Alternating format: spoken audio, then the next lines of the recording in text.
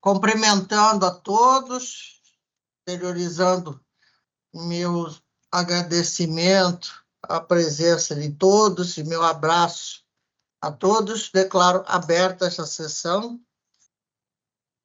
Na sequência, nós vamos apreciar a ata da sessão pretérita, nada havendo a ser anotada na mesma, declaro aprovada.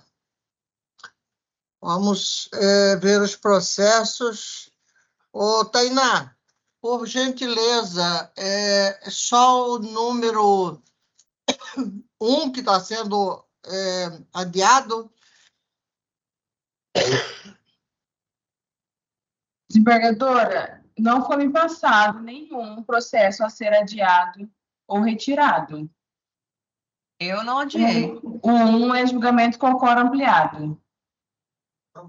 Então, vamos ao quórum ampliado do número 1, agradecendo a presença do desembargador Carlos e do desembargador Dirceu. Embargos de declaração, embargante Várzea Grande Shopping e Andréia Maria Meolo Fierro, e embargado Cleiton Santos Silva. A doutora Tatiane já leu, né, na sessão pretérita, né, o seu voto, só não está anotado aqui. Qual foi a conclusão do seu voto? Se a senhora desejar, desembargadora, eu posso rapidamente... Pode ler, eu acho interessante para acolhidos. Exato, desembargador Dirceu. Embargos acolhidos, acórdão anulado. Eu já li. Acolhidos, a primeira vogal acompanhou, e quem pediu vista foi o desembargador. Não, Ninguém pediu vista. Desembargadora, licença, o julgamento está começando hoje desses embargos. Não é continuação do julgamento. É o embargo. Faz uma gentileza. Você, por gentileza, anuncia o julgamento e a composição. Sim, senhora. Então, em julgamento, embargo de declaração, número 1 da pauta, em que é embargante Várzea Grande Shopping e Andréia Maria Miolo Fiel, e embargado Cleiton Santos Silva. Turma julgadora, relatora Tatiane Colombo, desembargadora Maria Helena, desembargador Sebastião de Arruda Almeida, desembargador Carlos Alberto e desembargador Dirceu. A relatora a doutora Tatiane Colombo. A quem eu passo a palavra? Doutora Tatiane. Bom dia, desembargadora. Só para recordar, acórdão anulado, recurso acolhido, foi essa decisão anterior. E eu passo agora para os votos, desembargadora. A senhora pode conduzir, se assim desejar, até porque a senhora é a primeira vogal. Eu acompanho a eminente relatora e consulto o desembargador Sebastião Arruda. De acordo, excelência. Desembargador Carlos Alberto. Senhor presidente, estou com as minhas anotações aqui. O acordo anterior foi anulado, mas eu não participei desse, participei? Não. No anterior, Então, não. Eu participei da votação da apelação, isso eu lembro. Vou verificar aqui, desembargador. Mas Na apelação, a desembargadora Marilce era relatora. Ela foi vencida. Aí o Sebastião Moraes saiu com voto vencedor, desprovendo o recurso da Várzea Grande e provendo de Cleiton. Aí o Márcio Vidal acompanhou a divergência, eu acompanhei a divergência e o desembargador Dirceu acompanhou a divergência, certo? E agora eu estou vendo esse embargo de declaração. O acórdão anterior foi uma apelação. Da pauta, né? O acórdão anterior foi uma apelação no dia na sessão de 31 de julho, Isso. que, por maioria, proveu o recurso do autor e negou provimento ao recurso de Várzea Grande Shopping, nos termos do voto do primeiro vogal, desembargador Sebastião de Moraes, vencida a relatora, que na ocasião era a desembargadora Marilsen. Então, ficou o redator designado, o desembargador Sebastião de Moraes na época.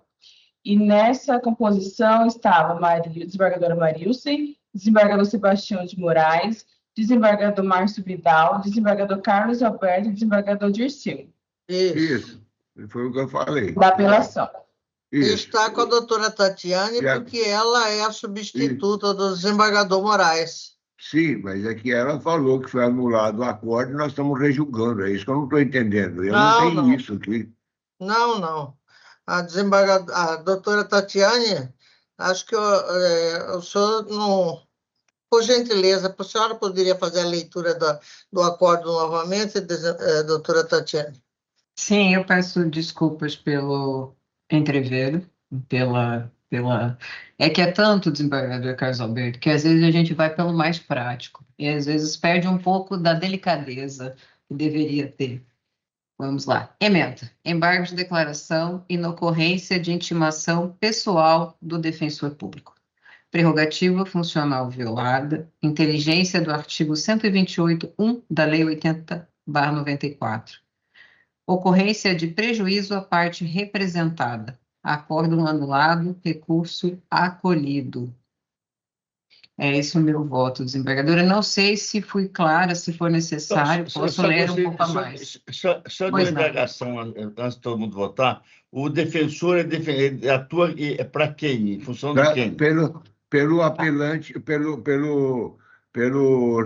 autor que foi provido o recurso dele, e ele quer que anule. Então, tem prejuízo isso para o processo? Deixa eu ler a Não, parte. desculpa. Deixa eu ler o dispositivo, porque só um minutinho, eu vou pedir licença um instantinho, porque fica só aqui, ó. O que fica assim, ó? O que ele faz? Analisando o feito, verifica que a apelação foi julgada sem respeitar qual prerrogativa. Deixa eu pegar rapidinho aqui, ó. Os embargos visam a omissão foi a falta de manifestação expressa sobre algum ponto que estava ventilado. Verifico que não houve intimação pessoal, aí o artigo 128, a propósito e tal. Analisando, verifico que a apelação foi julgada sem respeitar, ou seja, a defensoria não foi intimada da sentença, seus recursos, conforme determina a lei. O prejuízo, conheço dos embargos de declaração, acolho para anular. Vamos fazer o seguinte, deixa eu chamar esse processo, vou dar mais uma olhada nele, para que a gente evite qualquer questão, porque realmente posso ter me equivocado. Doutora Tatiane, só para contribuir. Só está anulando o acordo por falta de intimação. Sim, mas A reformação impede. como é que... Mas não é impede. Se ele está pedindo, tudo bem, é problema dele. Nós estamos reconhecendo sem ele pedir. Só que o apelante aí, esse embargante aí, ele também foi apelante, ele também apelou para aumentar o dano moral. E ele saiu vencedor. Então, eu não sei qual é o prejuízo, é só por isso que eu indaguei. Não, mas eu vou fazer isso. Deixa eu dar uma olhada novamente para a gente não ter uma disparidade tão grande. Eu vou pedir a licença da desembargadora Maria Helena para poder tirar o processo da pauta e dar uma revisitada. Então, adiada a conclusão Obrigada, a pedido desembargador da Carlos Alberto. relatora. Obrigada, desembargador. Vai retirar de pauta ou adiar só? Adiado? Vou adiar. Porque adiado é a mesma composição. Retirada, a composição pode ser outra depois. Só por isso. Não, Bom, pode ser. Bom, Se não quiser, adio.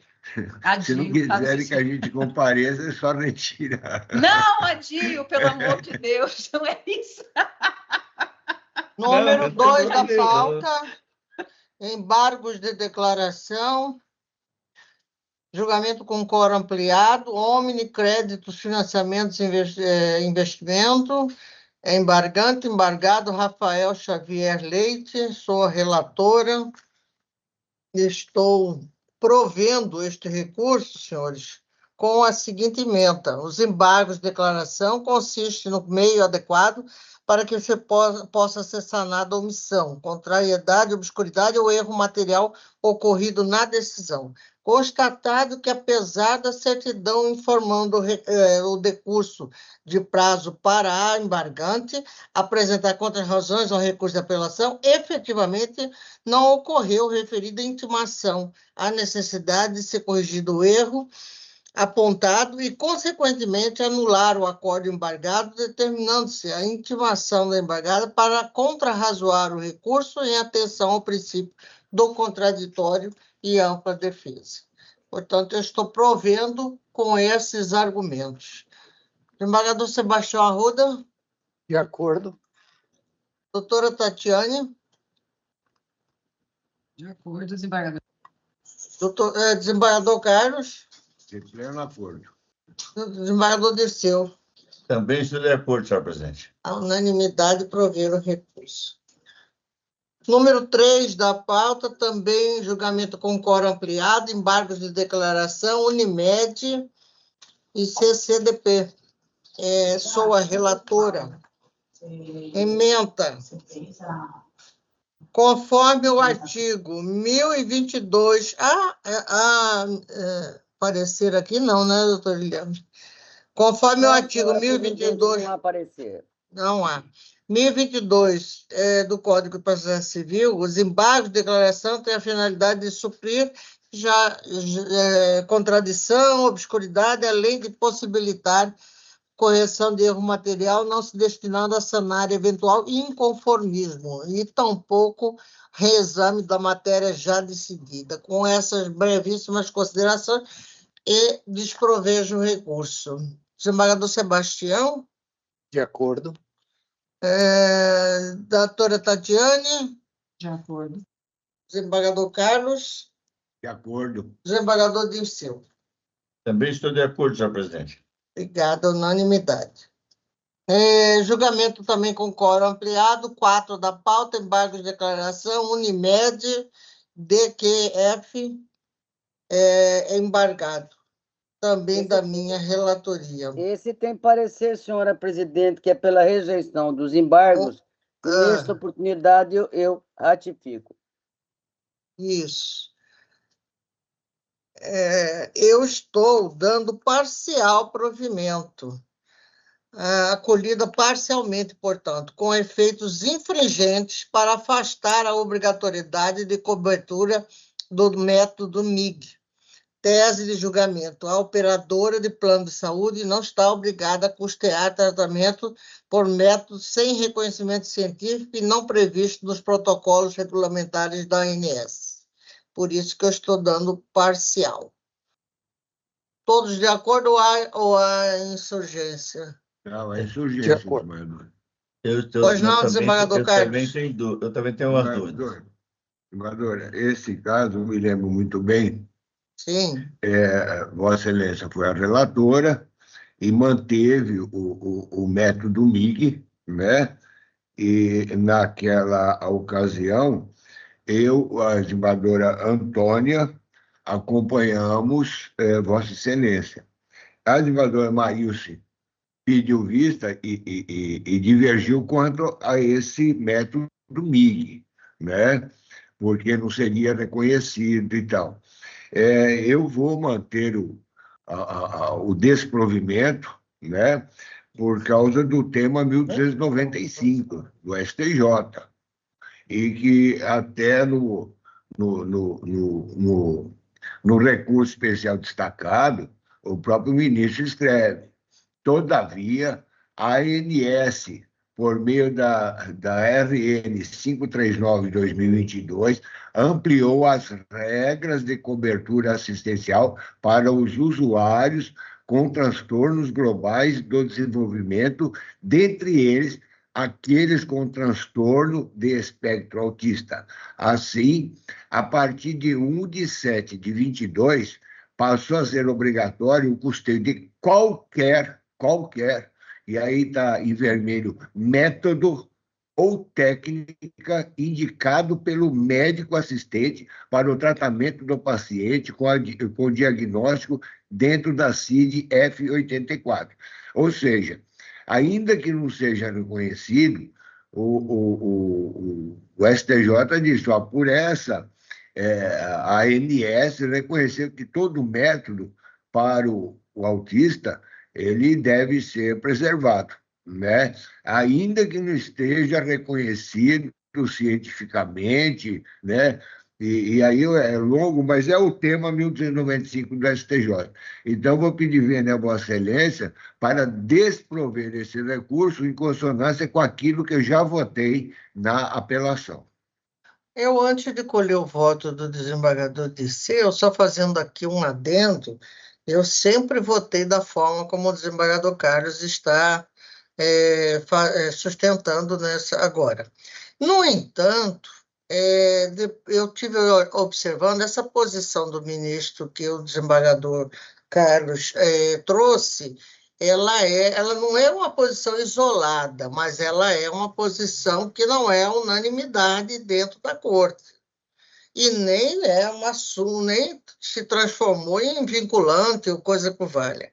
E depois disso, qualquer tratamento indicado pelo médico, mas nós precisamos entender que esses tratamentos indicados pelo médico, eles têm que, principalmente para ser custeado, aí é que mora a minha alteração de entendimento, ele precisa ter o reconhecimento da ANS, porque senão ele é uma posição também isolada do médico que acha que aquele método vai funcionar.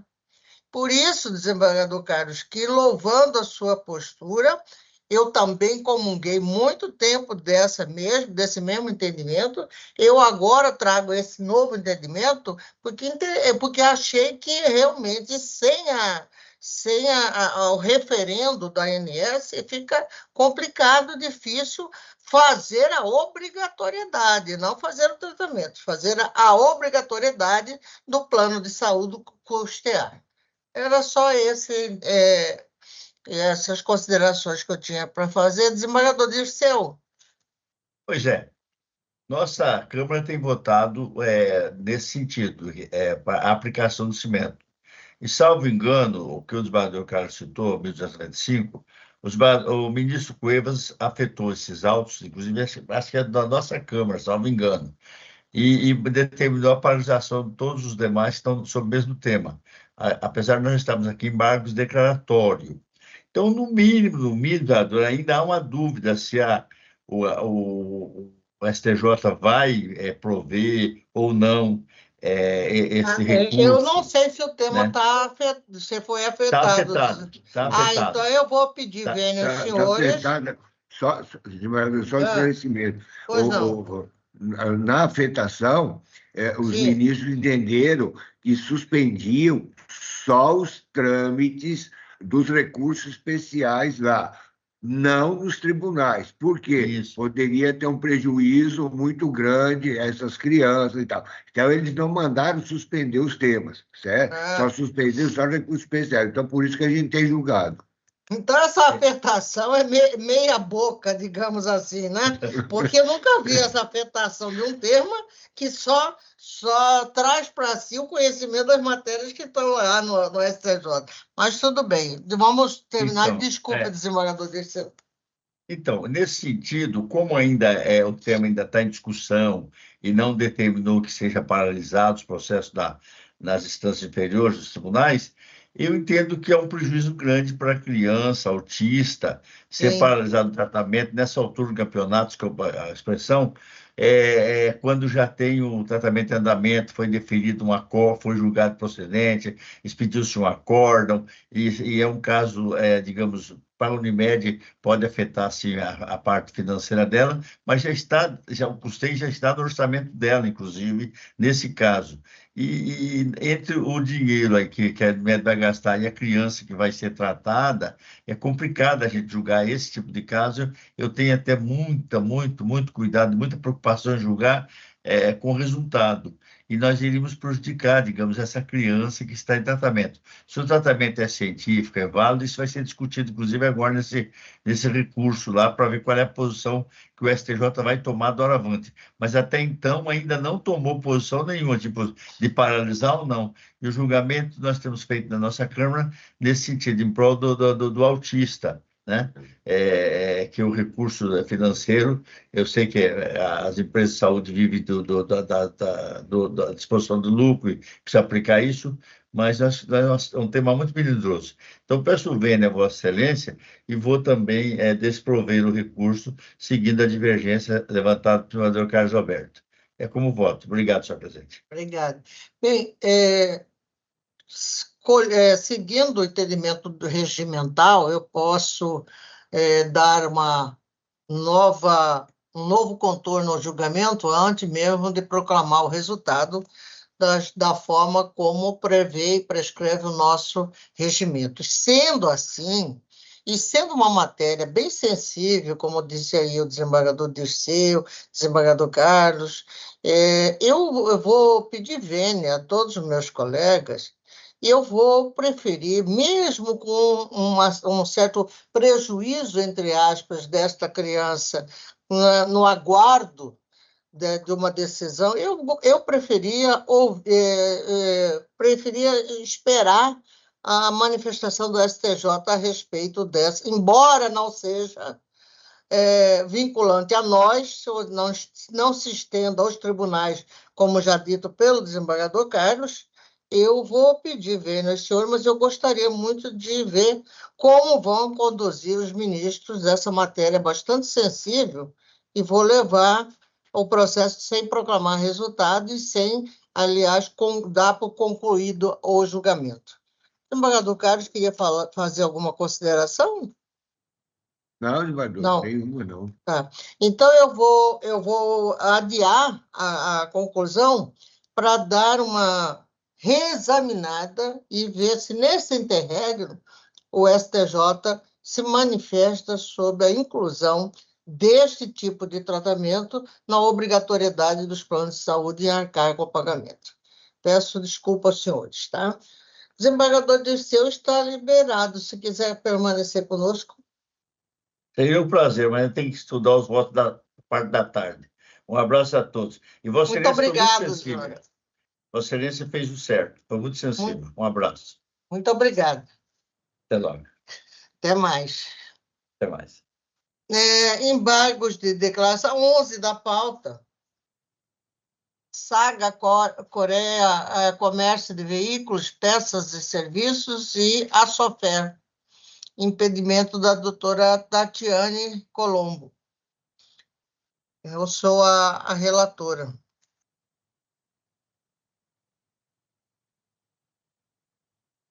Vou pela ementa.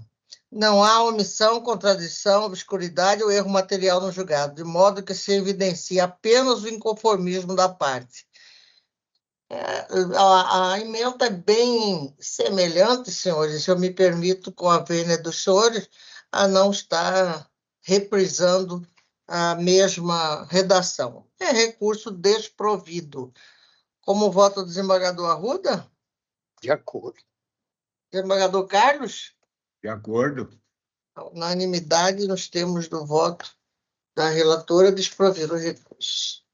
Número 41, embargos de declaração civil, embargante, MT participações e projetos, e embargados Ademar Lino Augusto e outros. Suspeição, a minha suspeição, então eu passo para o doutor, a doutora Tatiane Colombo para chamar a julgamento este processo, por favor. Obrigada, desembargadora. Passo, então, a leitura da ementa, embargos de declaração e recurso de agravo de instrumento, ação de emissão na posse com tutela de urgência, requisitos essenciais para a emissão na posse, dúvida quanto à individualização exata e localização da área, questão a ser mais bem esclarecida em perícia, ausência dos requisitos autorizadores do deferimento de tutela provisória, de urgência, contradição, omissão, obscuridade, inexistência, rejulgamento, inviabilidade, embargos rejeitados. O desembargador Carlos Alberto. De acordo. Desembargador Sebastião de Arruda. De acordo. Então, pela unanimidade, desembargadora, quem passo de volta à senhora a condução. Obrigada.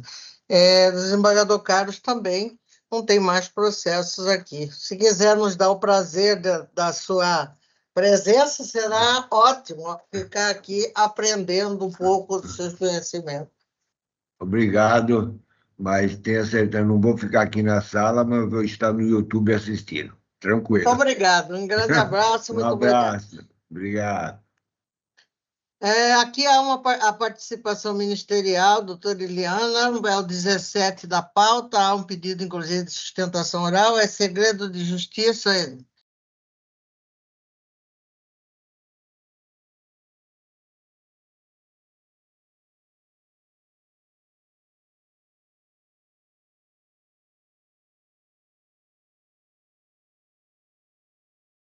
38 vai jogar em bloco, doutora Eliana. Tá. Somente agradecendo a excelência. Obrigada, doutora. Doutora Tatiane, nós vamos julgar em bloco esses seus de bagos de declaração para dar prioridade à doutora Eliana, que só tem mais esse número 38 da pauta. Então, é o 38, o 39, o 40, 42 e só, né? 43 e 44. Agora, vamos lá. 38, que é o que tem a participação, é isso? Do Ministério Público? É 38. Seria interessante, como tem participação do Ministério Público, ver o parecer, né, desembargadora? Senhora presidente, não tem parecer, sabe por quê? Porque os embargos não vieram. Eu estou com parecer em mãos aqui, mas não é embargo. Eu estou com parecer aqui, que era um agravo, senhora. Eu acho que esse embargo é embargo de declaração em agravo. Exatamente. Exato. Então, esses embargos não vieram à Procuradoria, senhora presidente. Então, não há parecer ministerial, conforme a senhora disse anteriormente, já encerraram os processos do Ministério Público. Então, já encerrados. Devolvo a palavra. Um abraço a todos e um bom trabalho para vocês. Muito obrigada, doutora Eliana, pela sua participação. Obrigada. Um abraço. Um abraço, doutor Sebastião, doutora Tatiane. Tchau. A palavra, doutora Tatiane. Desembargadora, o 38, eu estou rejeitando ele. O 39,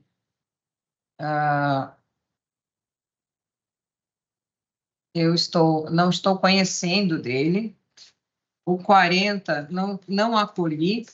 O 42, não acolhi. E o 43...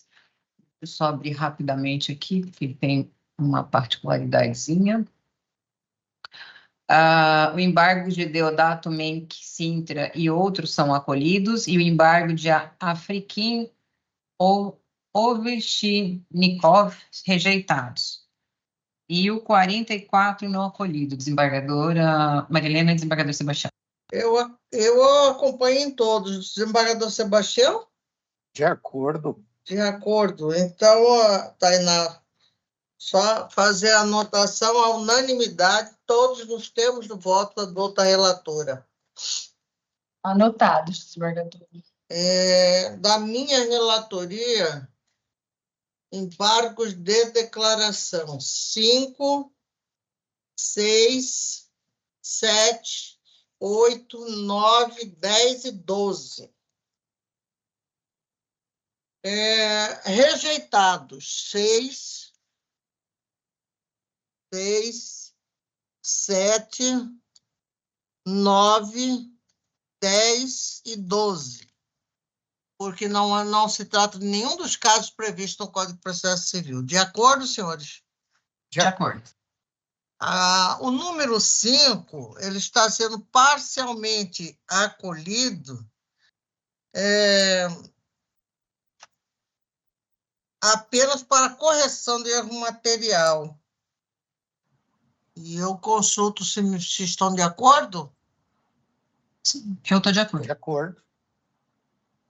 O número 8, embargos opostos por fertilizantes Hering e acolhidos, e os embargos opostos por Cássio Barbosa da Silva prejudicado. Estão de acordo? De Sim. acordo. Ok. Senhores, muito obrigado.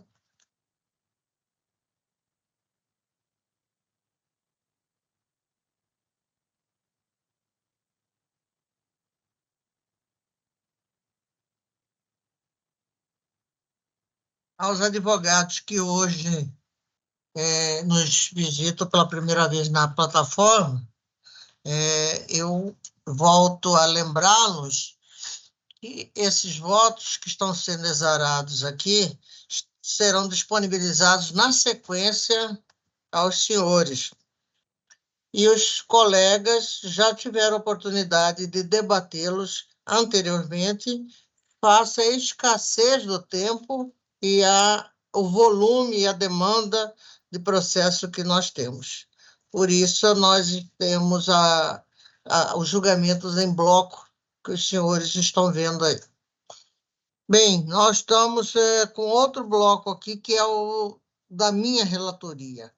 15, 18, 19, 21, 26, 27, 34, 35 e 36. Também repito que todos eles já têm o conhecimento dos meus pares no inteiro teor e a oportunidade de ter feito a anotação para pedir vista, se for o caso, ou discordar também, se for o caso. O 15 eu estou desprovendo. O 18 eu estou provendo. 19, provendo. Eu vou colher um a um, porque os senhores poderão ter a oportunidade de discordar ou até mesmo de interpor algum adendo, se for o caso, ao voto. 15, eu estou desprovendo. Alguma insurgência ou estão de acordo? De acordo. De acordo. 18, recurso provido. Então, discordância? De acordo. De acordo. 19, recurso provido. De acordo. De acordo. 21, recurso desprovido. De acordo. De acordo.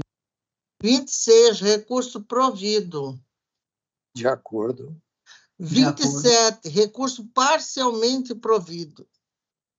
De acordo, excelência. De acordo. 34, recurso interposto por Lajari Energética parcialmente provido e recurso interposto por Gustavo Patriota desprovido. De acordo. De acordo. 35, recurso provido. De acordo. De acordo. E 36, recurso provido. De acordo também. De acordo.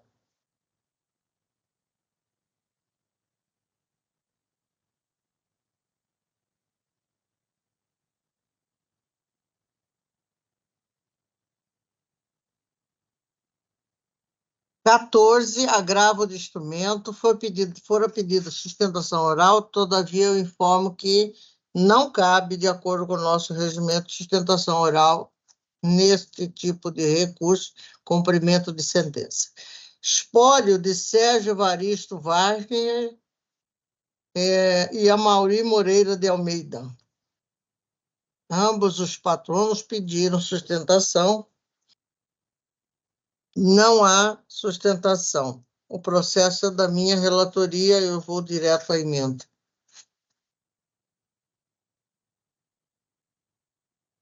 Agravo do instrumento interposto por Sérgio contra a decisão que nos autos de cumprimento de sentença deferiu a penhora no rosto dos autos de inventário número tal. A controvérsia reside na possibilidade de penhora de crédito e inventário para satisfação de honorários advocatícios, considerando a responsabilidade solidária do recorrente na obrigação e limitação da responsabilidade do espólio pelas dívidas deixadas pelo falecido. A preliminar e preclusão arguída pelo advogado deve ser afastada, pois os embargos de declaração, quando cabíveis, interrompem o prazo para interposição de recurso, conforme o artigo 1026 do Código de Processo Civil. Os honorários advocatícios são devidos tanto por Sérgio Evaristo quanto por Lélio Ravagnani, sendo legítima a penhora sobre bens do espólio nos termos do artigo 799 do CPC e do artigo 1997 do Código Civil. O bloqueio no rosto dos autos do inventário é medida prudente, assegurando a satisfação do crédito sem comprometer a regularidade da partilha em observância ao poder geral de cautela.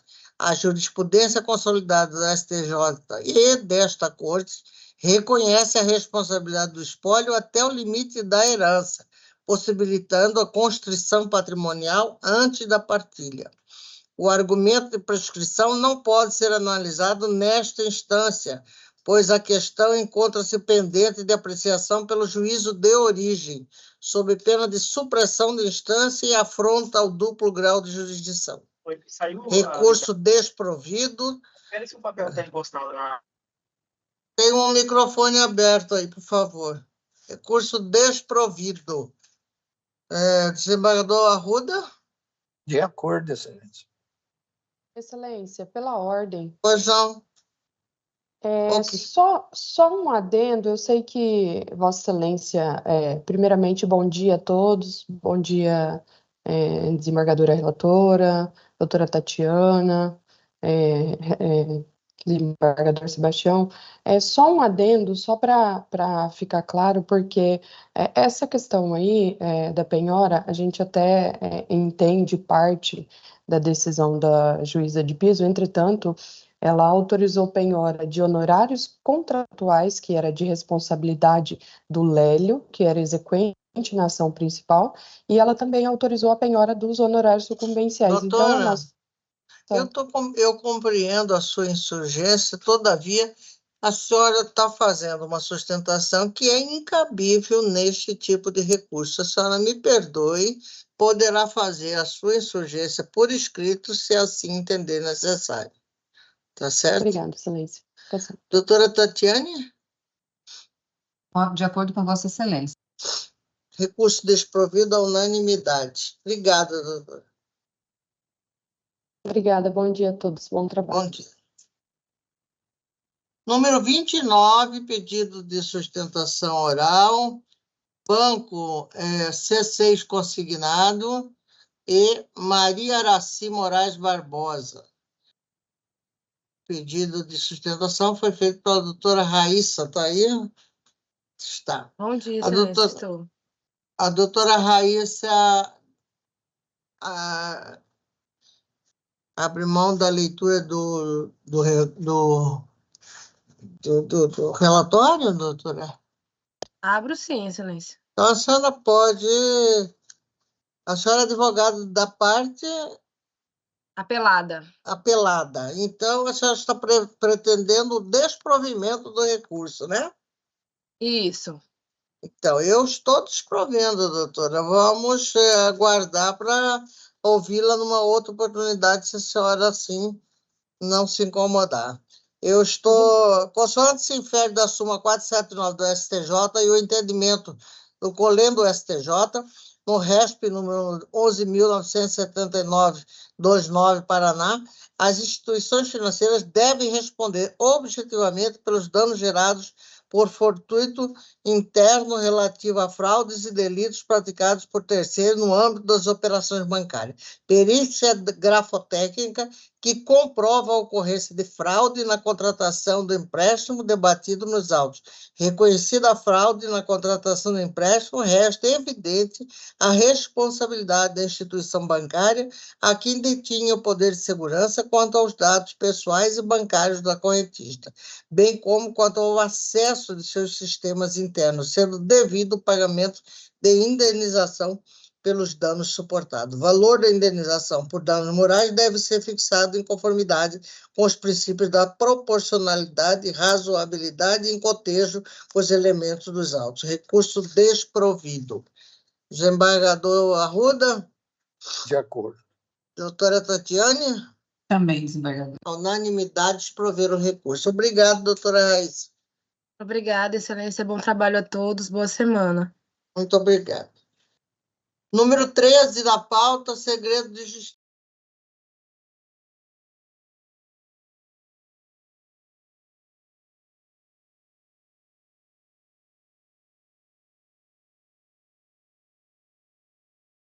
Elisete e Ricieri Frâncio e Adelaide Rigo Frâncio.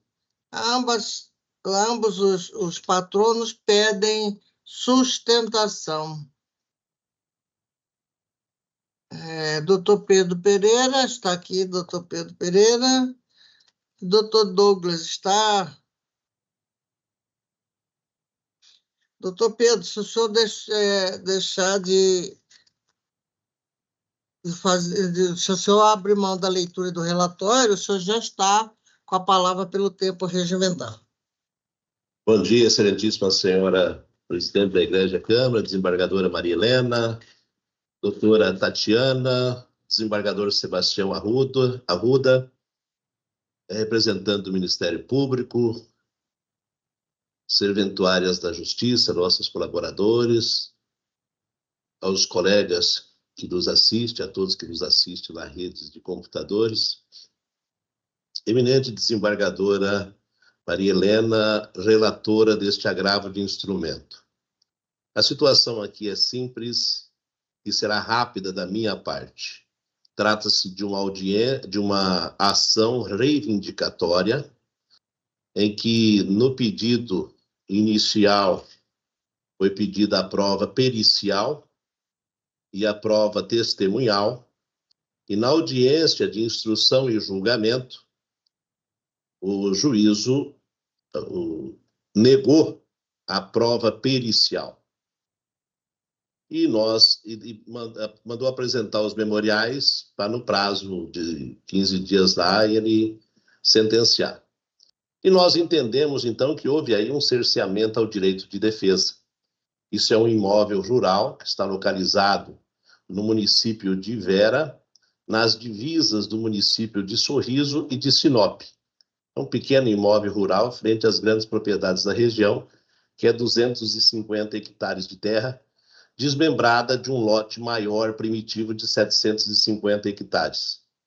Por mais que as nossas provas documentais, imagem de satélite e tudo que foi apresentado nos autos já tenha robustez para enfrentar a sentença, mas ações deste porte torna-se necessário indiscutivelmente a prova pericial, para confirmar seus limites e confrontações, para confirmar o título primitivo e a cadeia dominial da origem, e é isso que nós estamos hoje aqui defendendo, para que realize a prova pericial sob pena de um cerceamento ao direito de defesa. Não podemos deixar passar por despercebido que o município de Sorriso, o município de Vera, o município de Sinop, pesa grandes ações lá, públicas e notórias, justamente com essa relação documental. E, para isso, nós precisamos, fundamentalmente, da prova pericial para comprovar a exatidão da ação reivindicatória. A ação reivindicatória, um dos seus requisitos obrigatórios é a comprovação do título dominial. É quem busca o título dominial de quem está ocupando a posse injusta, como é o caso. A parte contrária é o senhor Ricieri Frâncio e a sua esposa, que tem uma grande área lá de aproximadamente 10 mil hectares, e estender os seus limites de posse sobre o imóvel do agravante.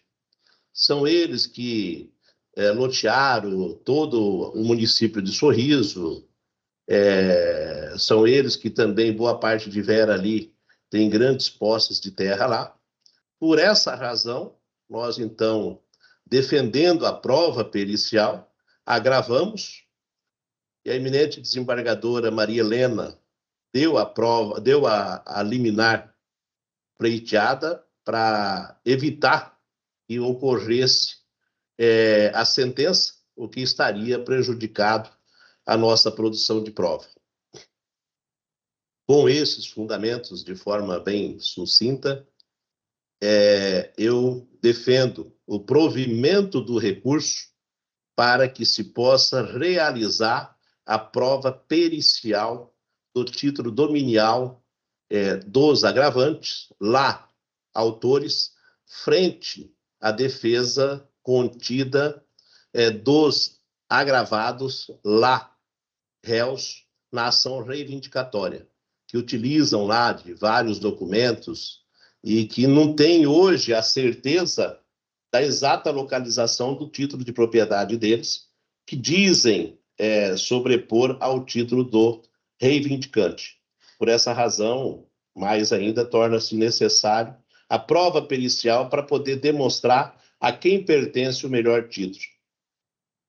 Muito obrigado a todos, uma boa tarde, um bom dia, né? Um bom dia e uma boa sessão a todos. Obrigado pela atenção, obrigado, desembargadora Maria Helena, desembargador Sebastião de Arruda, desembargadora Tatiane, uma boa sessão a todos. Obrigado, doutor Pedro. Doutor Douglas, está aí? Doutor Douglas havia pedido também sustentação. Não está, doutor Douglas, eu vou me limitar, com a anuência do doutor Pedro, a ler a emenda. Agravo do instrumento interposto por Hélio Guilherme Lisete contra a decisão que indeferiu a realização de perícia em loco no imóvel objeto da ação reivindicatória e declaratória de nulidade no registro imobiliário. A controvérsia consiste em verificar se o indeferimento da prova pericial em loco caracteriza cerceamento de defesa ante a alegação de sobreposição de matrículas e possível fraude documental. Razão de decidir. Digo eu que o pedido de perícia, embora não esteja expressamente elencado no rol do 1015 do CPC, justifica a interposição de agravo do instrumento, considerando a mitigação do referido dispositivo e a necessidade de evitar eventual nulidade processual. A lide envolve possível nulidade de registro imobiliário e sobreposição de matrículas e circunstâncias que demandam análise técnica para declarar a exata configuração dos perímetros dos imóveis litigiosos.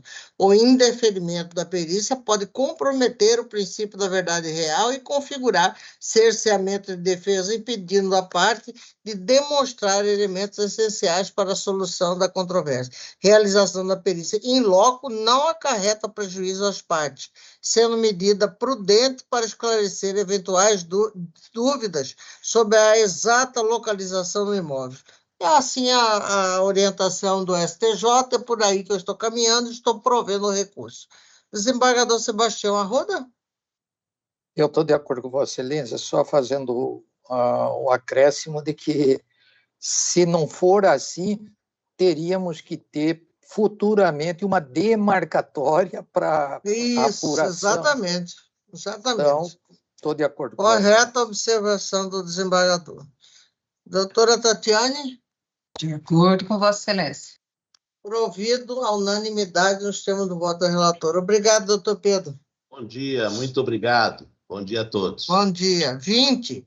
Apelação civil, a Rainer Cássio Portela, doutor Valcir Peixoto pede sustentação e Banco do Brasil. Doutor Valcir está aí? Excelência, bom dia. Onde o senhor está? Agora apareceu a imagem aí, Excelência, pronto, à disposição. O senhor abre mão da leitura do relatório, doutor Valcir? Sim, Excelência. Então, o senhor já está com a palavra pelo tempo regulamentar. Primeiramente, obrigado, bom dia a todos, bom dia, excelentíssima senhora relatora, desembargadora Maria Helena Povas, desembargador Sebastião de Arruda Almeida, doutora Tatiane Colombo, demais servidores da Justiça aqui presentes.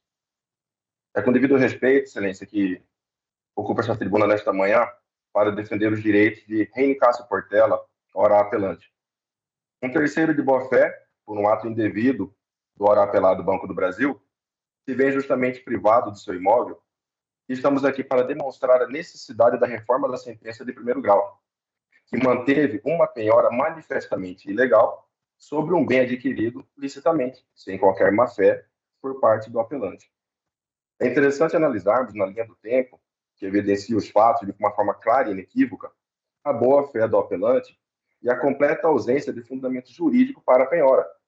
Ou seja, em 7 de 5 de 2020, Natasha Lenique de Moraes ela vendeu esse imóvel para Reian Melo Guedes.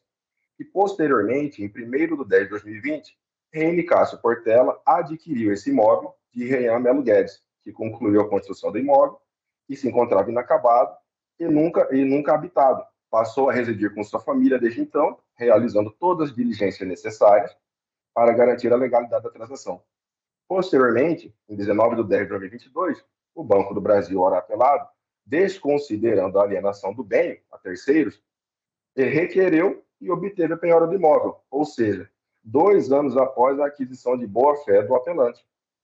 Em 23 de 7 de 2024, a sentença de primeiro grau mantém a penhora indevida sobre o imóvel. Excelências, não há dúvida de que quando o apelante adquiriu o bem, não havia qualquer ônus ou restrição registrada na matrícula. Ele seguiu todas as normas e exigências legais, confiando na segurança jurídica do sistema. Outro ponto de extrema relevância, Excelências, quero pontuar aqui para os senhores, diz respeito à atuação do oficial de justiça no cumprimento da penhora. No momento da diligência, o oficial sequer certificou com propriedade o nome de quem recebeu o imóvel, com quem ele falou ao telefone e até mesmo os documentos apresentados e narrativas do apelante para impedir a avaliação do imóvel, deixando de atestar a posse legítima e a boa-fé do adquirente. Esse erro processual induziu a erro, permitindo que a penhora recaísse sobre um bem que jamais deveria ter sido objeto de constrição judicial. O apelante, desde o início, ele agiu com diligência e transparência, solicitando as certidões necessárias para verificar a situação do imóvel, não poderia, em hipótese alguma, prever a indevida constrição posterior. Mais grave ainda, a devedora original, Natasha Lenique de Moraes, ela encontra-se em local incerto e não sabido, impossibilitando a conclusão da transferência formal. Fato esse, alheio à vontade do apelante. Vejamos que nos termos 674 do Código do Processo Civil, os embargos de terceiros eles são cabíveis para defender aquele que sofre constrição judicial sobre bem de que é legítimo possuidor, ainda que a propriedade formal não tenha sido consolidada no registro.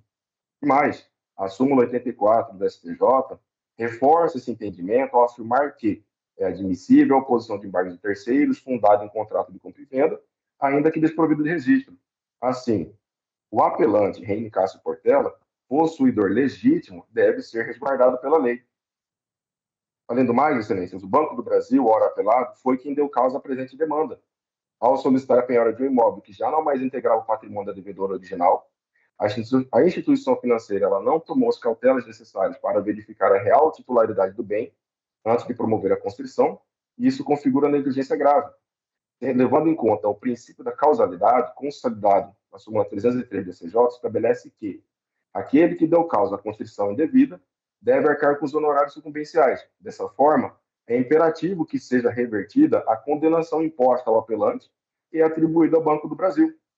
A jurisprudência deste egrégio tribunal, em uma apelação civil de número 0011 802 11 2016 811 0015, de relatoria da desembargadora Cirli Marcondes Alves, no ano 2023, ela diz que, no caso de um imóvel litigioso, foi oferecida a penhora depois da aquisição do bem pelos embargantes ora apelados, de maneira que não há como atribuir uma fé a terceiro adquirente, porque além de exercer a posse do imóvel desde a aquisição, À época da aquisição, não havia qualquer averbação, registro às margens da matrícula, acerca da existência da demanda executiva, tampouco da penhora, como se estamos falando aqui no presente caso. Excelências, doutos desembargadores, o que se pede aqui é a correção de uma grave injustiça. A manutenção da sentença de primeiro grau puniria um cidadão de bem que nada mais fez do que exercer seu direito de propriedade de maneira lícita, enquanto premiaria a negligência da instituição financeira. Aqui não há fraude, aqui não há esbulho, existe a boa-fé e uma posse legítima. Reformar essa sentença garantir a justiça e segurança jurídica ao apelante, com a desconstituição da penhora sobre o imóvel e reconhecimento de sua boa-fé. Por isso, pugna-se pela procedência do desembargo de terceiro, o consequente levantamento da penhora, a condenação do Banco do Brasil a pagamento dos honorários sucumbenciais e quem deu a causa diante dos termos do artigo 85 do CPC e da súmula 303 do STJ. Sem mais excelências para o momento, é o que eu cumpria sustentar nesta manhã. Muito obrigado.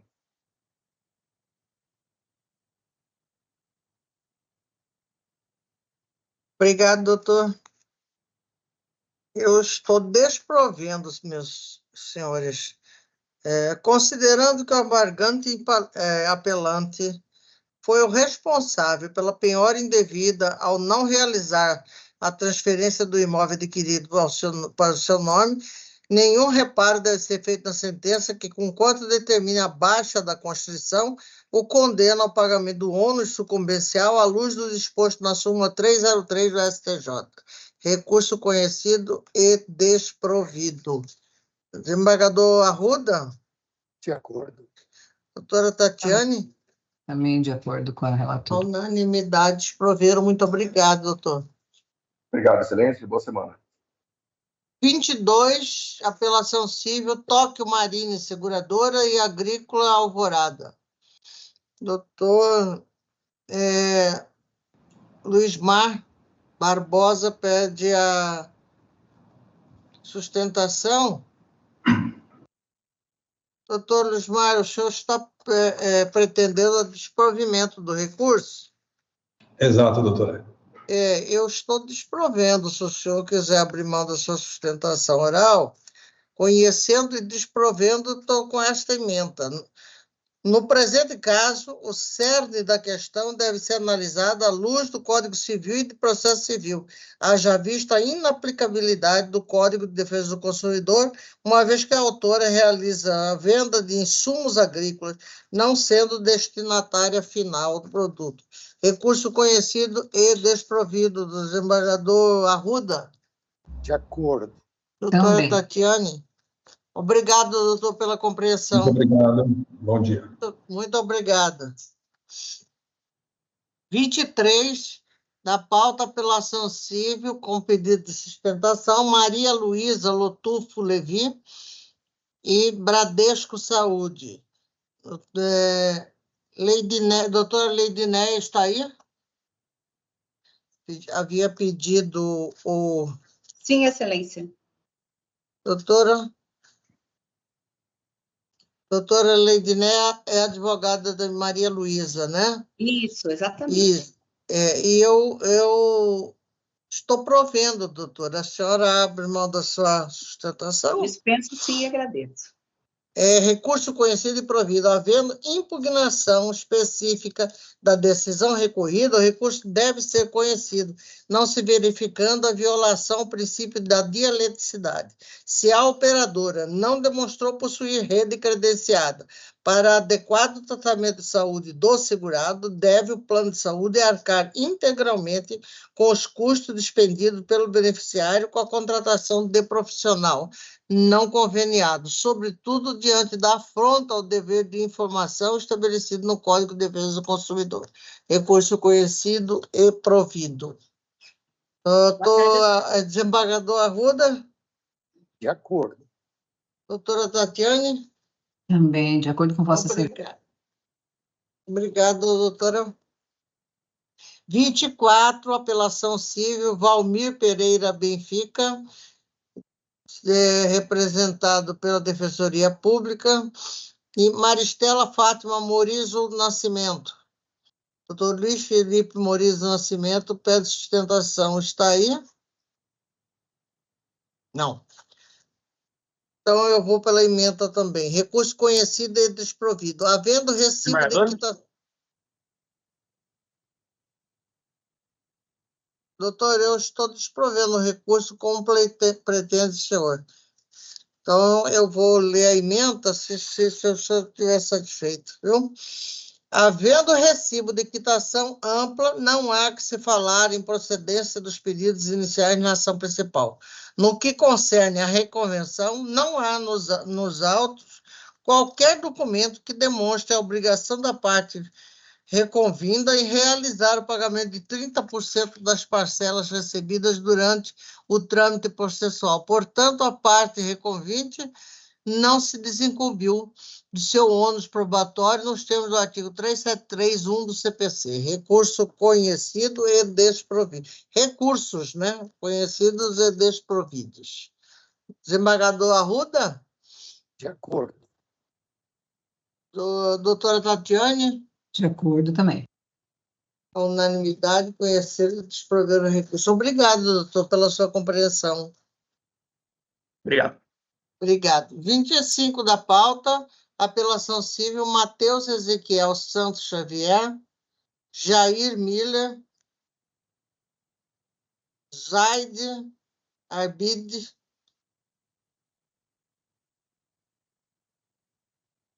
pede sustentação oral, doutor Zaide, está aí, doutor Zaide? Bom dia, relatora. Na verdade, a parte requerida é Zaide Ahmad Haidar Arbide. É filho do... É filho do doutor Zaide. Eu sou o Joifer Carafini, represento o polo passivo, Zaide. Doutor Jorge, o senhor está... Não, eu não estou conseguindo enxergá-lo. O senhor está na plataforma... Só um segundo, eu vou tentar. Deu um probleminha na minha câmera aqui, ela estava oscilando. Deixa eu ver. Aqui, perfeito. Desembargadora, eu estou... na verdade, o Zaide Ahmad ele foi excluído do polo passivo por ilegitimidade. Eu estou apenas para sustentar a manutenção da sentença em relação à extinção do processo pelo reconhecimento da ilegitimidade em relação a ele.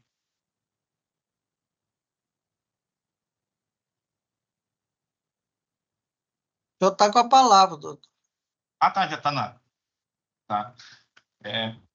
Bom dia a todos, desembargador Sebastião de Arruda Almeida, doutora Tatiane Colombo, desembargadora Maria Helena Gargalione Povas, digníssima relatora do recurso de apelação e exame. Seria até breve, o recurso em exame ele diz respeito a uma sentença de procedência de uma ação indenizatória por danos materiais e morais, em decorrência de um acidente automobilístico que ceifou a vida do genitor do autor, Matheus.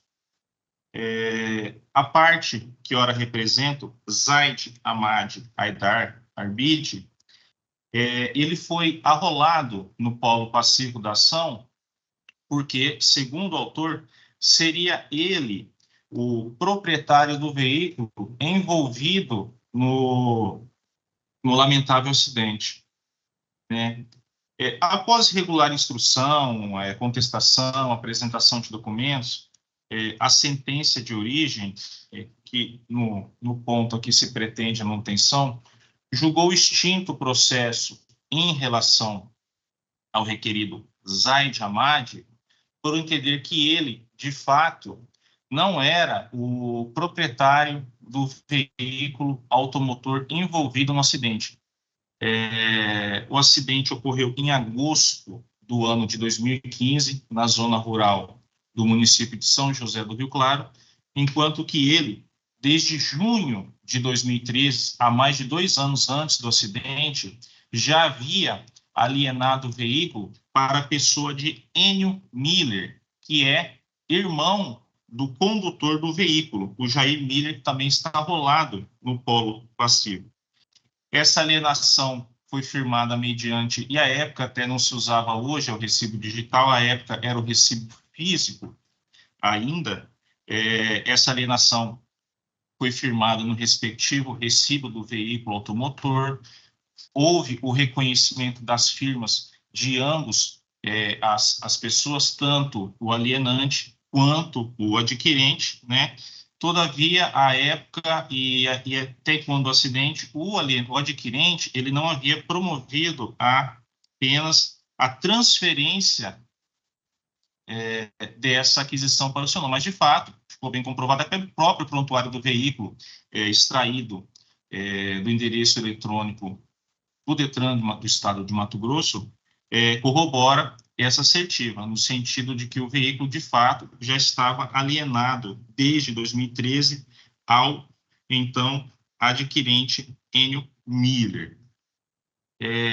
Além dessas questões, também foram inquiridas testemunhas. O próprio Enio Miller comprovou em seu depoimento, ele corroborou que adquiriu esse veículo do Zaid Hamad no ano de 2013, era uma Toyota Bandeirantes da década de 80, que ele utilizava na prestação de serviços rurais, que é a atividade dele. Ele também comprovou, aliás, o cara também declarou que esse veículo, no dia em questão, ele foi pego em sua casa pelo irmão dele, que é parte passiva, sem qualquer autorização.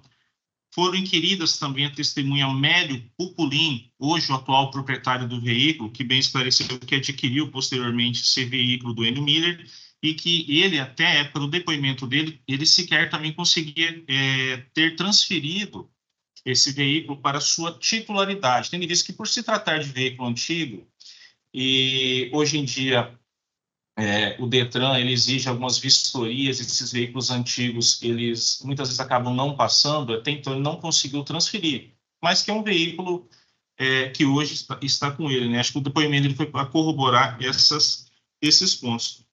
Eu invoco também aqui, nesse sentido, precedentes do próprio Tribunal de Justiça, desta Câmara, e também a súmula 132 do Superior Tribunal de Justiça, né? São essas as breves considerações que eu trago a vossas excelências, e eu espero e aguardo a manutenção da sentença e o desprovimento do recurso quanto à legitimação processual do requerido Zaid Hamad. Obrigado, relatora. Obrigado. Ementa. Nos termos da súmula 132 do STJ, a ausência de registro da transferência não implica a responsabilidade do antigo proprietário por dano resultante de acidente que envolva o veículo alienado. Fecha aspas. Logo, restando demonstrado que o réu alienou o veículo antes da ocorrência do acidente, correta a decretação de sua ilegitimidade passiva. O quanto indenizatório dos danos morais deve atender aos princípios da razoabilidade e proporcionalidade, bem como ao duplo objetivo das ações dessa natureza, qual seja, compensar a vítima e punir o ofensor, devendo ser mantida quando adequadamente fixada à luz do caso concreto. Pacífica é a jurisprudência do STJ no sentido de que é presumida a dependência econômica dos filhos menores em relação aos seus genitores. Logo, cabível a fixação da pensão mensal ao filho menor da vítima até completar 25 anos de idade. Portanto, estou negando provimento ao recurso interposto por Jair Miller e, de outra banda, dando parcial provimento ao recurso interposto por Matheus Ezequiel Santos Xavier para fixar a pensão mensal em seu favor no valor equivalente a um salário mínimo devido desde a data do acidente até a data em que ele completar 25 anos de idade. É como voto. Desembargador Almeida? De acordo. Doutora Tatiane? De acordo. Obrigado, doutor Jorge. Eu que agradeço. Bom dia a A todos. unanimidade, nós temos o voto da relatora. Obrigado. 28, apelação civil, Tatiana Perecim Nocite e Cláudio Roberto Natal Júnior e Antônio Carlos Ruiz. Doutor Rui Paulo Martins, está aí? Pois bem, eu estou Vou ler aqui o relatório, a emenda aos senhores. Código de Processo Civil impõe que não se profira decisão contra uma das partes sem que esta seja previamente ouvida, devendo o julgador evitar decisão surpresa, mesmo em matéria que possa ser conhecida de ofício, artigo 10 do CPC. Recurso, portanto, provido parcialmente para desconstituir a sentença nos termos da fundamentação, determinando seu prosseguimento para que sejam as partes previamente intimadas. Desembargador Almeida? De acordo. Doutora Tatiane? Também. Parcialmente provido nos termos do voto da relatora. Número 10 da pauta... desculpa, senhores. Número 30. Sustentação oral pedida... Apelação civil, apelante Antônio Eduardo Pereira e Antônia Evanilde de Almeida. Doutor Mário Lúcio Pedrosa pede sustentação. Está aí, doutor Mário Lúcio? Bom dia, excelência. Na verdade, eu irei substituí-lo. Bom dia. A doutora Karime? Correto. Doutora Karine, eu estou provendo o recurso atendendo os interesses do apelante. A senhora abre mão da sustentação? Sim, excelência. Recurso, então vou ler a emenda. Considerando as circunstâncias do presente caso e diante da existência de matéria fática controvertida, tenho que a pronta rejeição dos argumentos defensivos por falta de provas, quando a parte é tolhida de seu direito de produzi-las, acarreta, sem sombra de dúvida, cerceamento de defesa. Sentença cassada, recurso provido. Desembargador Arruda? De acordo. Doutora Tatiane? Também. A unanimidade provir o recurso. Obrigado, doutora. Obrigada, bom dia. Bom dia. 31 da pauta, apelação civil, espólio de Hélio Brito de Miguel e Jalbes Wilson Lopes e Ana Paula Tavares Lopes. Doutor Gabriel Amaral Fonseca pede sustentação. Está aí, doutor Gabriel? Não? Eu vou ler a emenda, senhores. Não há que se falar em nulidade pela não suspensão processual diante do falecimento da parte demandada, visto que seu espólio compareceu nos autos, se qualificando e dando prosseguimento ao feito, nada dizendo acerca da necessidade de seus sobrestamentos, de forma que a suscitação de suposto vício somente após a prolação da sentença contrária a seus interesses, não apenas se traduz em nulidade de algibeira, como atenta contra o princípio do bom andamento processual, estabelecido o nexo de causalidade entre as partes do demandado, que vendeu em duplicidade a mesma área de terra e os prejuízos sofridos pela parte autora decorrente da perda do imóvel. Nenhum reparo deve ser feito no recolhimento do direito de indenização por danos materiais e morais em favor dos prejudicados. Diante da sucumbência mínima da parte autora, escorreita a condenação da parte contrária à integralidade do ônus sucumbencial nos termos do parágrafo único do artigo 86 do Código de Processo Civil. Como vota o desembargador Almeida? De acordo. Doutora Tatiane? De acordo também. A unanimidade provir o recurso. Obrigada. 32, apelação civil Pedro Paulo Campione Júnior e Banco Safra. Doutor Ironides Pio da Silva pediu sustentação. Está aí, doutor Ironides?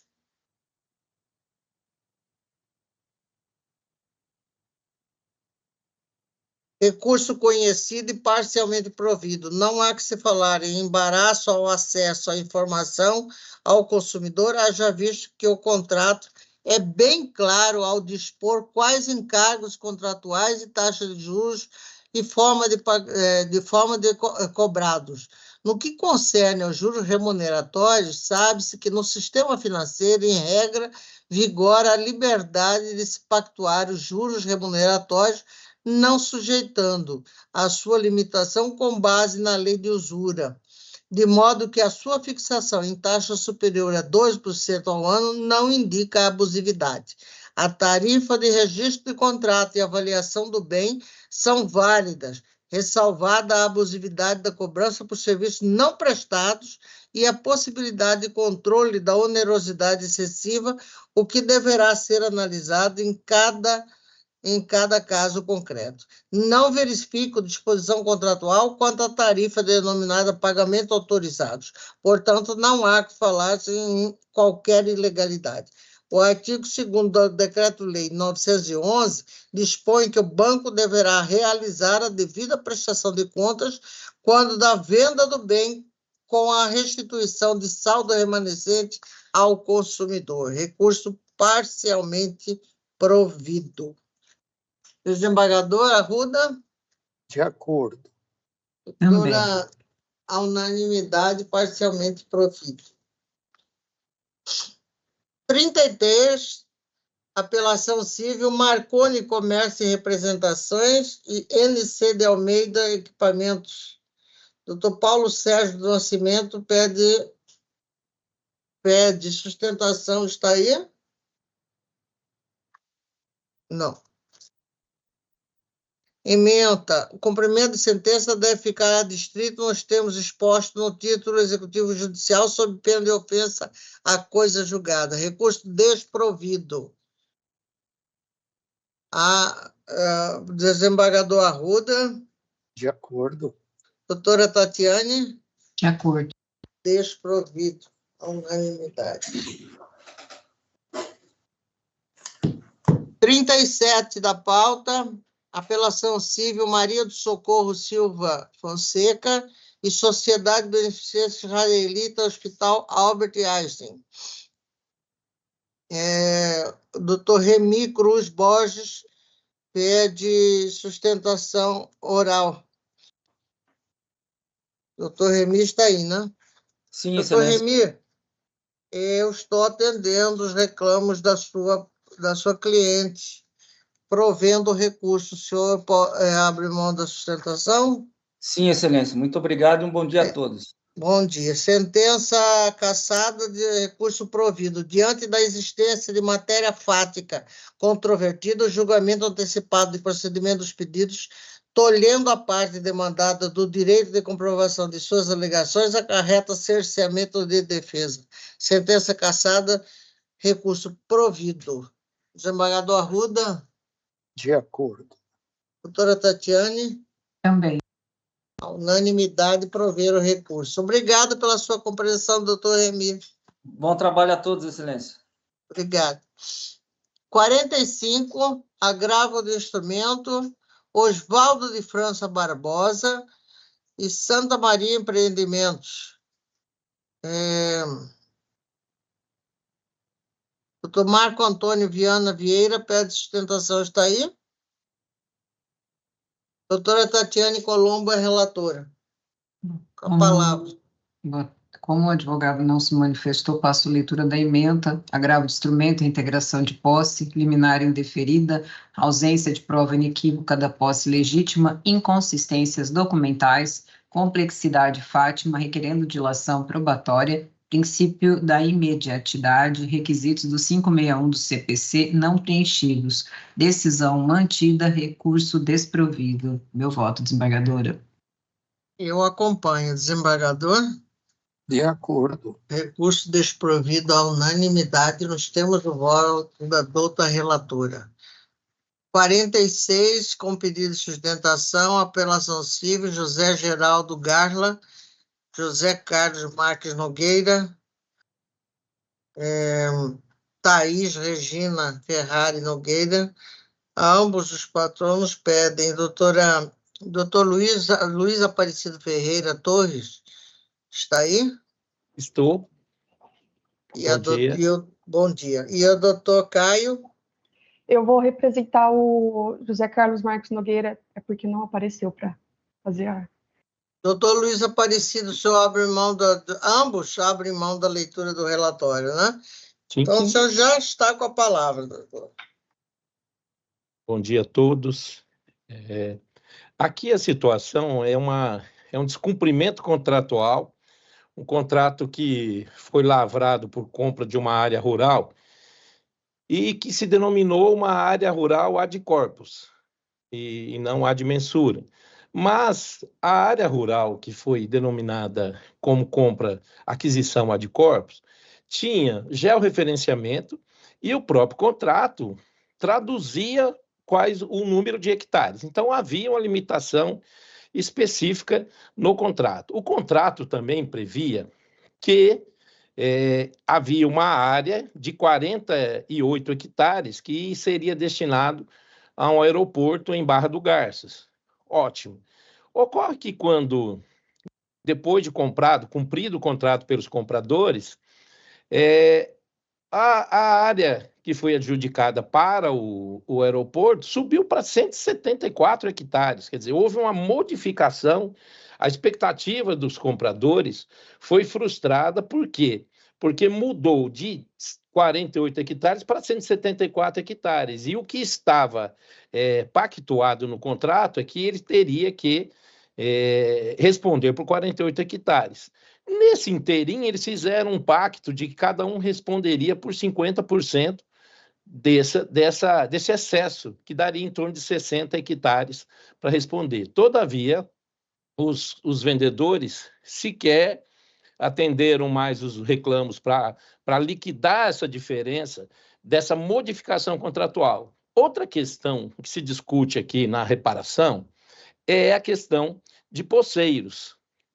A escritura pública ela é muito clara, ela é indene de dúvidas ao dizer que a entrega da área era livre de terceiros, livre de pessoas. Todavia, ao tomar posse da área, se constatou que existiam poceiros em quase 50 hectares. Isso também foi omitido, foi uma forma de omissão, e a prova testemunhal ela é muito clara nesse sentido, de que havia até uma vontade deliberada de omitir essa questão de que existiam poceiros. E os poceiros acabaram ficando com quase 45 hectares da terra. Então, o que nós temos, o ambiente que nós temos é um contrato firmado como ad corpus, todavia georreferenciado, que posteriormente os compradores passaram a um prejuízo severo por conta de modificação na adjudicação do aeroporto, porque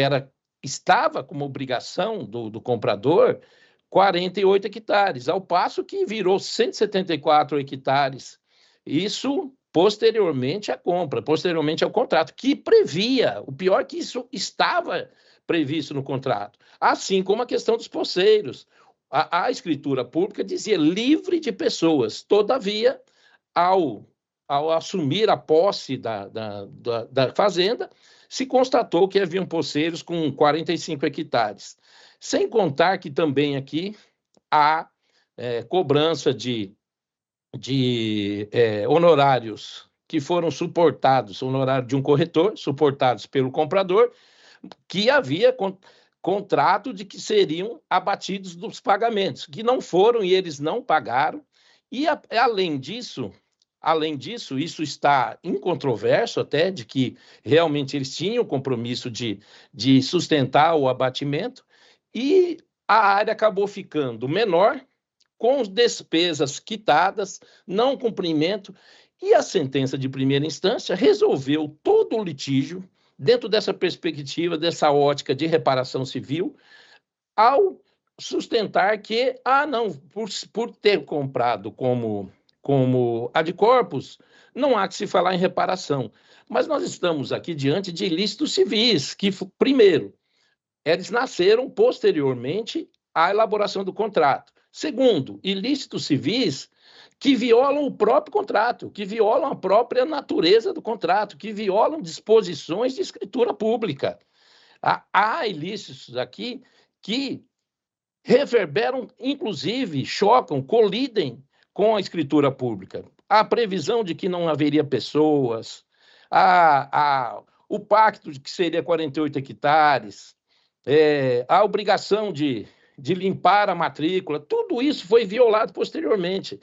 E o fato de se ter adquirido um bem ad corpus não resolve essas questões de ilicitudes posteriores e que não estavam previstas em contrato, muito pelo contrário, previa condições diversas.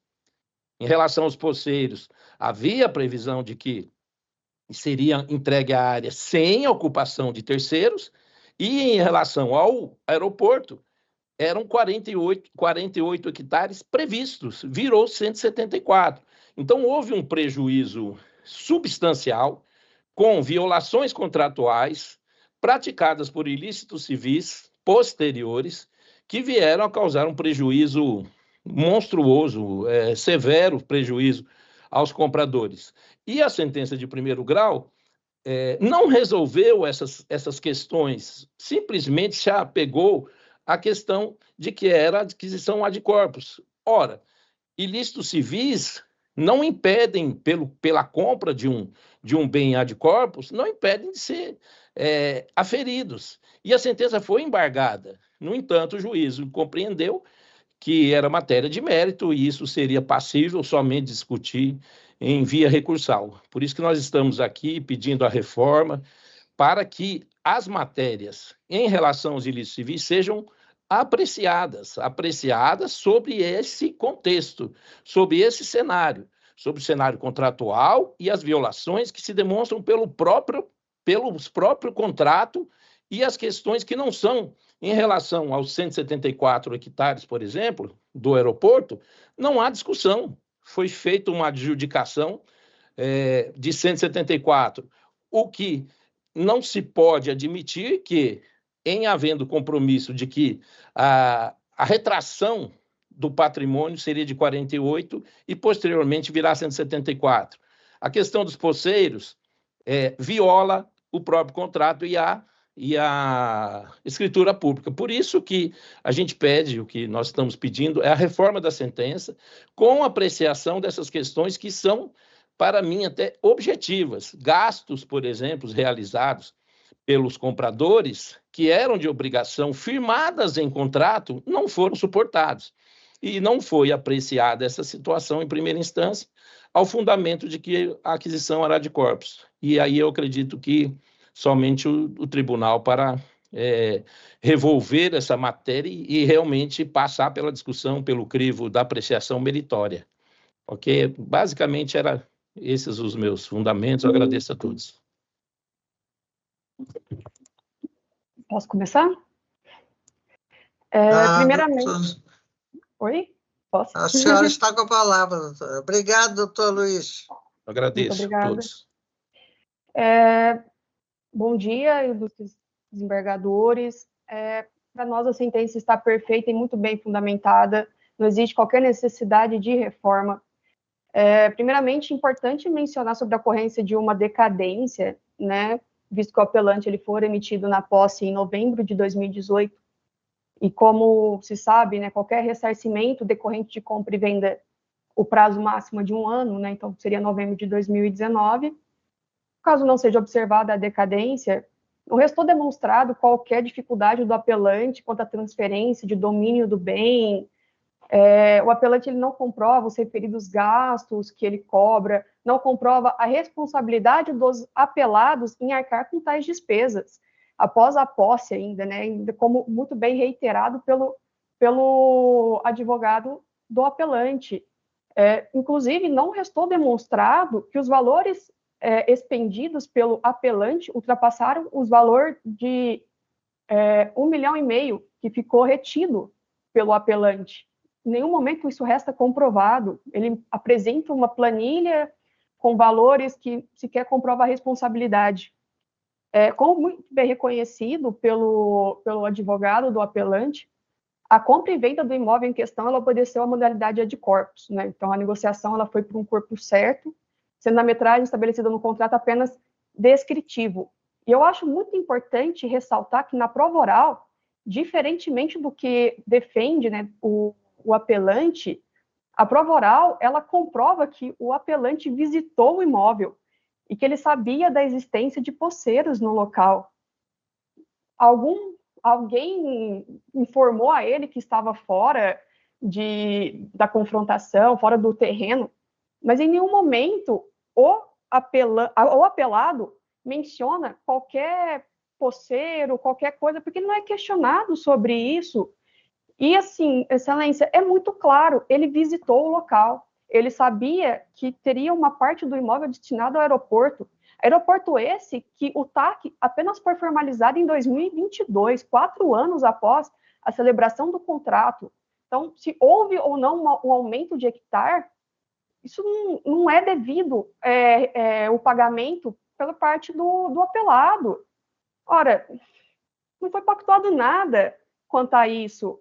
O apelante, ele apresenta e-mails trocados, mas ele não apresenta nada. O TAC também não prevê nenhum reembolso por parte desses hectares que ele perdeu a mais. Como mencionado, trata-se de um contrato com cláusula ad corpus. Então, ele adquiriu a gleba. Ele não adquiriu os hectares certinho como constava no imóvel. E assim, Excelência, trata-se de uma compra e venda de 24 milhões de reais. Não trata-se, o apelante, também de uma pessoa leiga, sem conhecimento, mas de um empresário muito bem sucedido, com várias propriedades em seu nome, com advogados da mais alta qualidade.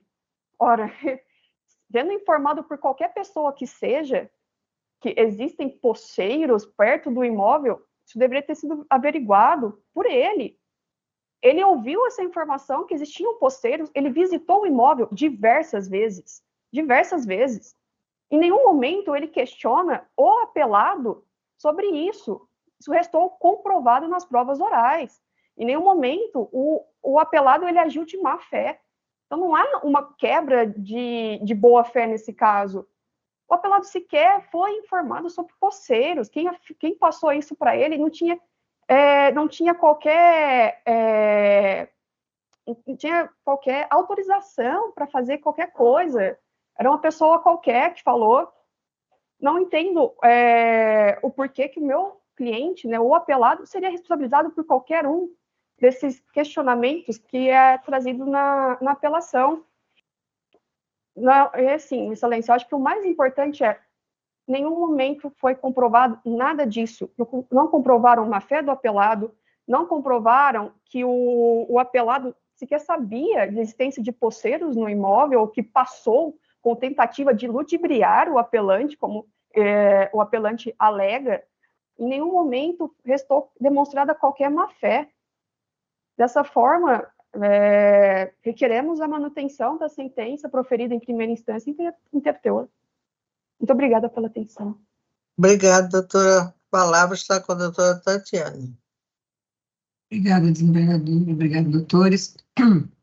O caso em exame é uma apelação possível interposta em ação de cobrança ajuizada pelo adquirente de imóvel envolvendo o abatimento proporcional ao preço pago em razão de diferença entre metragem prevista no contrato e efetivação da extensão do imóvel, bem como ressarcimento para a escrituração do imóvel. A questão em discussão são duas. Definir se a diferença entre a distância contratual e a real do imóvel justifica o abatimento proporcional ao preço pago e estabelecer se as despesas com a regularização do imóvel devem ser ressarcidas ao adquirente.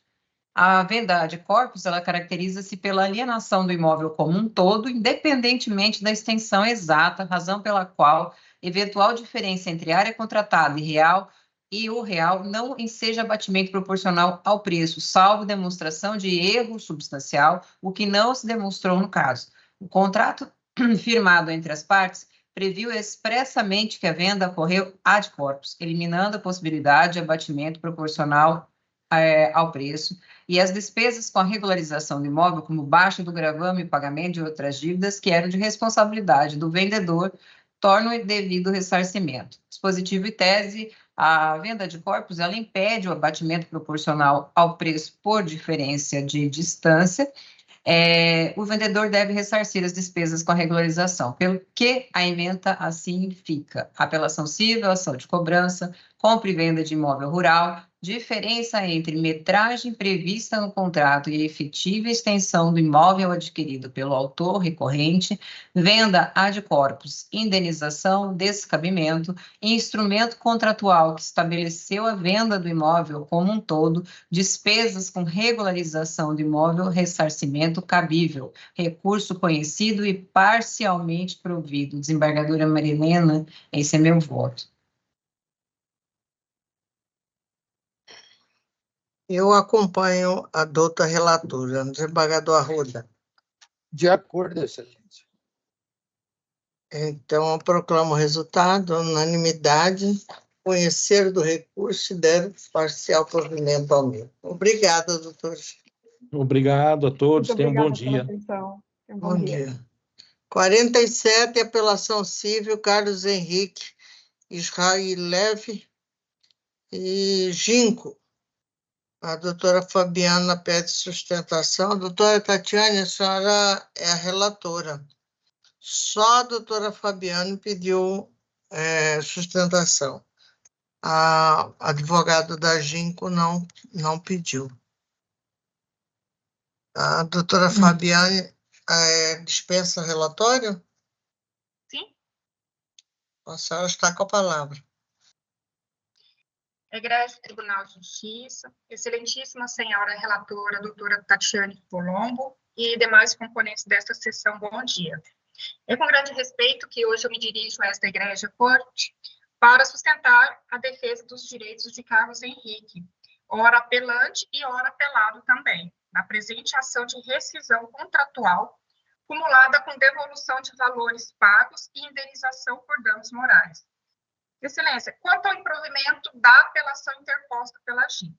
A Ginco, ela interpôs recurso e ela não apresentou nenhum argumento novo que justifique a reforma dessa sentença. Aliás, na própria defesa, na contestação, ela sustentou em toda ela que a rescisão, que nessa rescisão deveria ser aplicada a multa de 10%. Contudo, nós podemos verificar que desde 2018, que quando foi solicitado a rescisão, ela reteve integralmente esses valores sem qualquer devolução.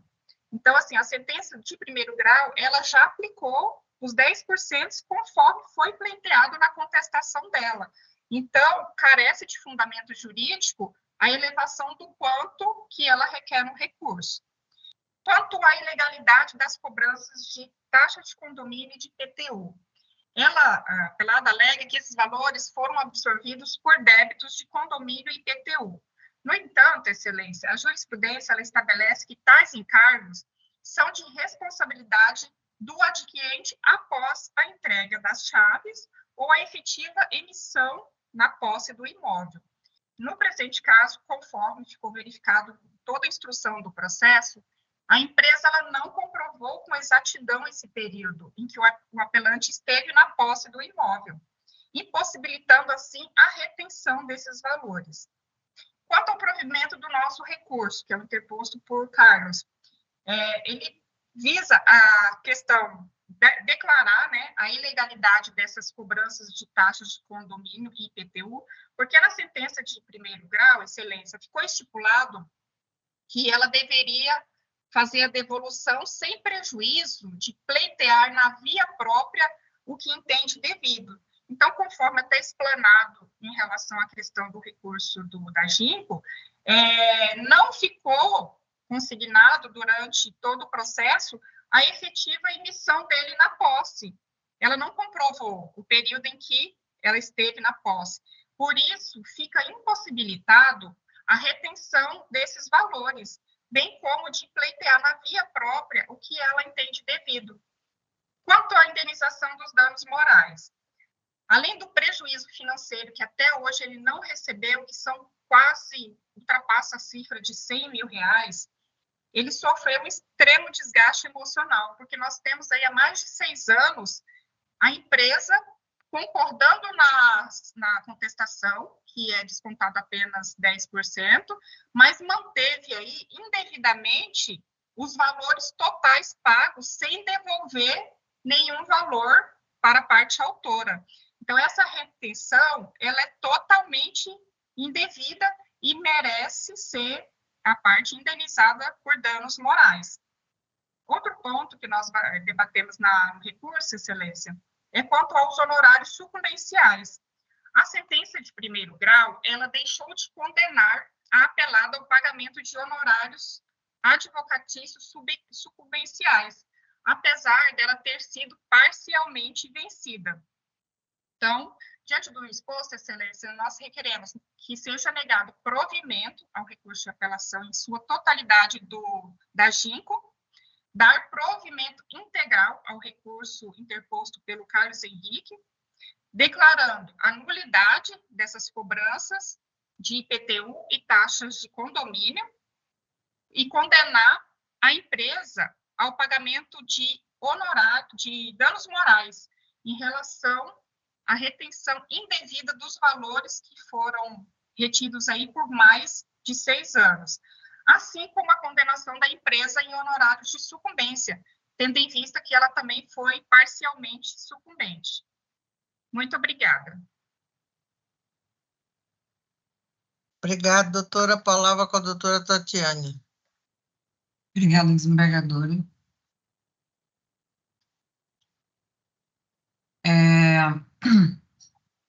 Os recursos foram interpostos tanto por Carlos Henrique Israel Leve e GINCO Urbanismo contra a sentença. E 4 questões estão em discussão. Definir se é cabível a majoração de retenção para 25% dos valores pagos, conforme requerido pela RE, determinar a responsabilidade pelo pagamento de taxas condominiais e IPTU, considerando a emissão na posse do imóvel, estabelecer se houve abuso na retenção dos valores pagos, configurando danos morais, e decidir sobre a redistribuição de ônus sucumbencial.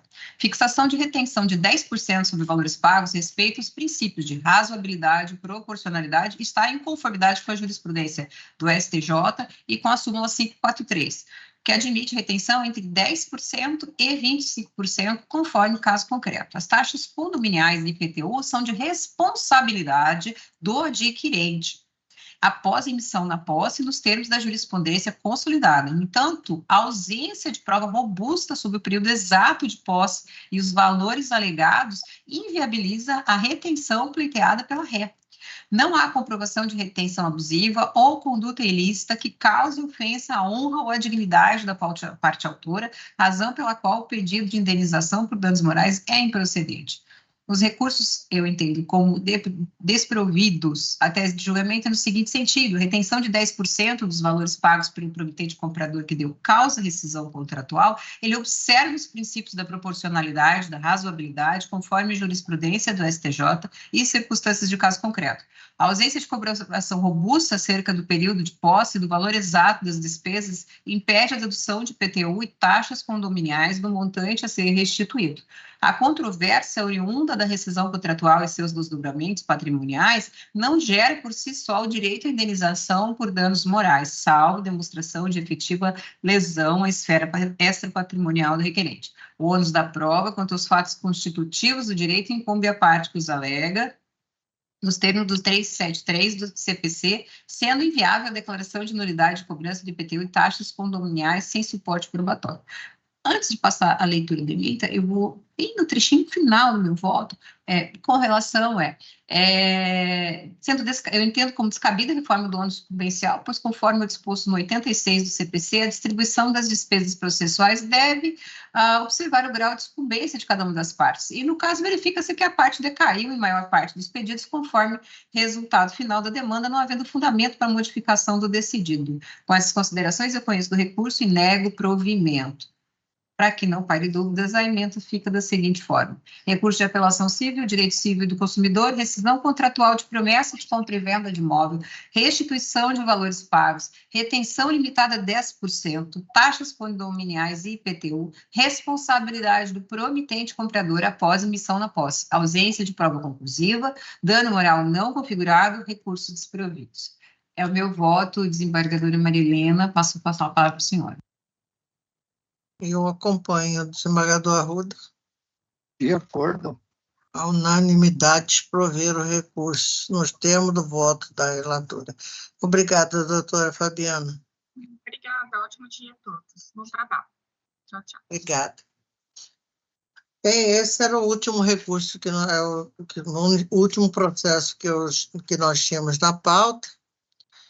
Eu quero agradecer os meus colegas, louvando o empenho de todos para que nossa sessão possa estar colhendo os frutos da celeridade que sempre todos nós almejamos. E renovar o meu apreço por todos.